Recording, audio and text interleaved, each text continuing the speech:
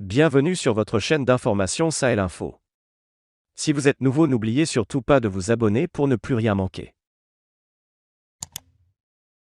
Des organisations de la société civile et des diasporas de 15 pays africains d'expression française, dans un manifeste, apportent leur soutien à la plainte déposée par le Mali contre la France au Conseil de sécurité des Nations Unies.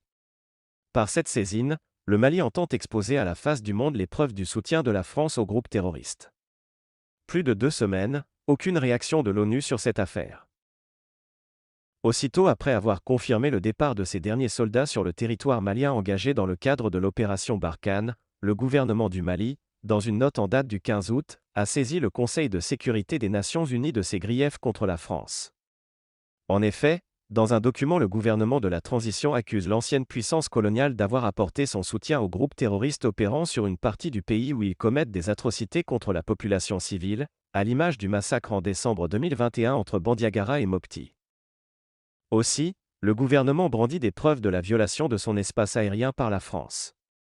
Plus de 2 semaines, si le Mali est en train de constituer des alliances afin d'obtenir du Conseil de sécurité le débat sur cette affaire, rien n'est encore joué pour le moment. À ce stade, l'ONU n'a pas encore réagi effectivement à la demande du Mali. Face à la situation, des organisations de la société civile et des diasporas sont sorties de leur gond en produisant un manifeste dans lequel elles apportent leur soutien au Mali, tout en interpellant l'ensemble des États membres de l'Organisation des Nations Unies pour une contribution effective à la tenue d'une réunion d'urgence du Conseil de sécurité en vue d'examiner la plainte du Mali. Beaucoup de pays comme le Sénégal ont tenté la médiation en vue de parvenir au retrait de la plainte du Mali auprès de l'ONU contre la France. L'objectif de cette démarche est d'éviter tout débat sur ces questions. Une approche rejetée par les signataires dudit manifeste.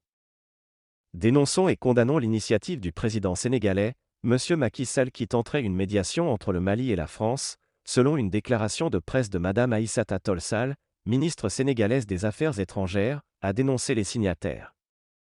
Aussi, ont-ils rappelé que selon la Charte des Nations Unies, seul le Conseil de sécurité et ou l'Assemblée générale de l'ONU sont habilités à traiter les litiges ou contentieux entre les États membres, ce qui ôte toute légitimité ou base légale à un État tiers de se poser en médiateur, sauf à être expressément mandaté pour cela par le Conseil de sécurité et ou l'Assemblée générale de l'ONU, ce qui n'est pas le cas du président sénégalais.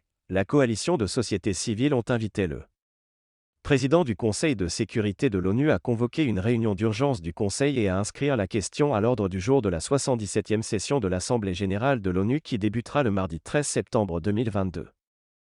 Estimons que la saisine du Mali est une opportunité exceptionnelle pour le Conseil de sécurité de l'ONU d'élucider de manière décisive les raisons de la persistance et de l'expansion du terrorisme et du chaos dans le Sahel, malgré la présence massive des forces armées internationales ayant pour mission de le combattre et de contribuer au maintien de la paix, indique le manifeste des organisations de la société civile. Par ailleurs, elles invitent enfin la jeunesse africaine et les forces progressistes de tous bords à rester mobilisées et à user de tous les moyens habilités pour que la saisine du Mali soit examinée par le Conseil de sécurité, les faits exposés et les responsabilités établies.